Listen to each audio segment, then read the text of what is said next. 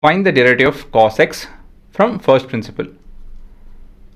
So we have f of x is equal to cos of x, and then we'll tell first principle looks like the following. First principle,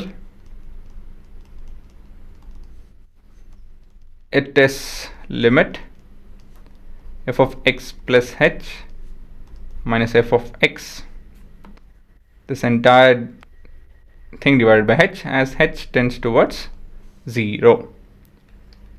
So my advice is always express f of x plus h on a separate note. Simplify this if it's needed. So in this case we can. Cos of x plus h, we can expand it, and we have it to be cos a cos b minus sin a sin b. And then when we substitute it back, we can't further simplify this, right? So therefore f prime of x is equal to limit, we have the following: cos of x into cos of h minus sin of x into sin of h minus f of x. Okay, so these are your first term. From the second term we have cos of x, this entire expression divided with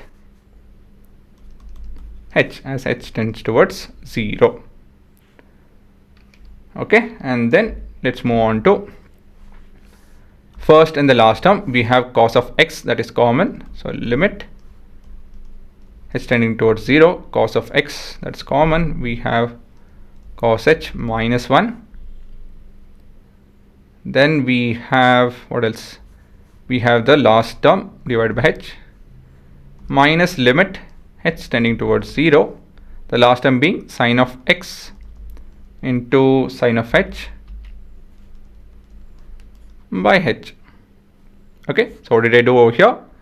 I split the entire expression into two expressions along with the first and the taking the first and the last term common, and I made use of this fact that when we have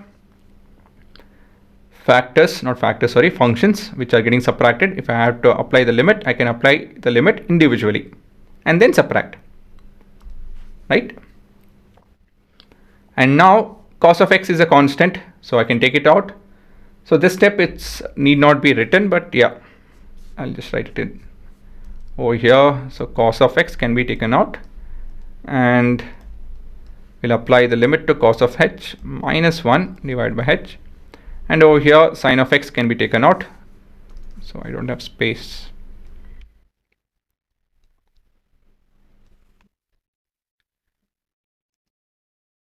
And we have limit sin of h by h, as h tends towards 0.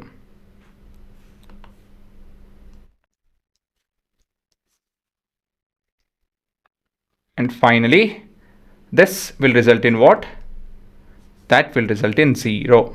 So 0 into anything is 0 minus sin of x into 1. So let me actually write this off.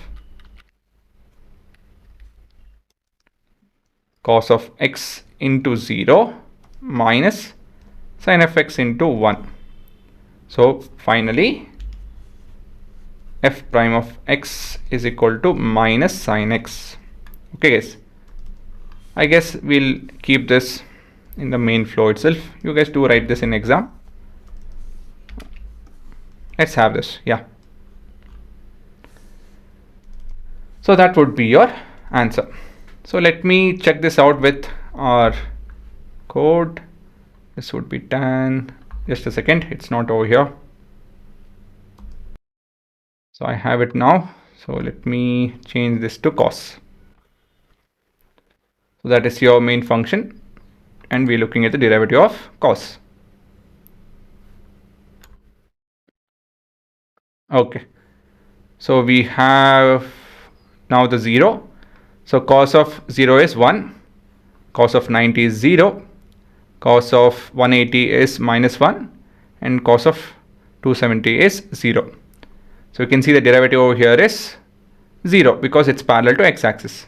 So we have a 0 over here, and so on and so forth.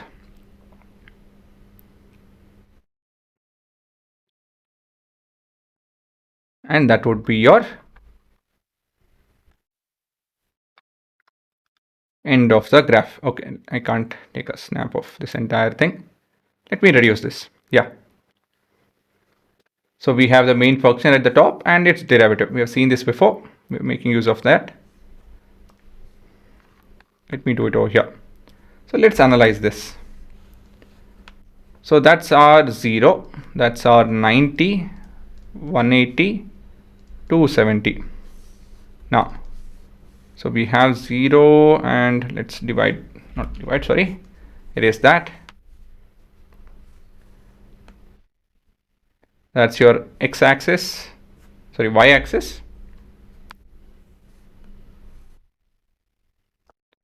And that's your x-axis. Now, let's understand this graph. At 0, this is 0, while this is, sorry, this is 1, minus 1, sorry, this is 1, my bad. At cos, obviously, 0, this is cos 0, it is 1, and 90, it is 0. So yeah, this is clearly cos. So the function that we have it over here is cos, clearly. While over here, when it's 0, it's 0. When it's 90, it's minus 1, not plus 1. And 180 is 0 again. 270, it is plus 1. So clearly, it is sign being flipped. So that's why we have a minus 1. Can you see that?